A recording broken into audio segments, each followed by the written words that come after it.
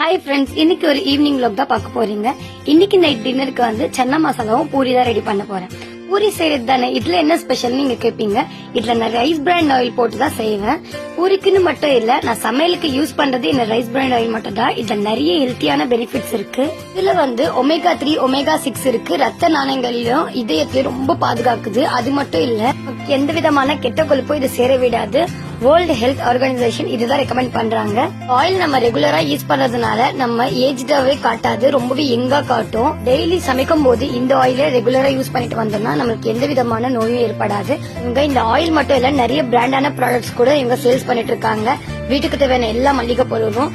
இது மட்டும் இல்ல, இந்த பொருட்களை வச்சு நம்ம ஒரு சூப்பரான பார்ட் டைம் ஜாப் கூட பண்ணலாம்.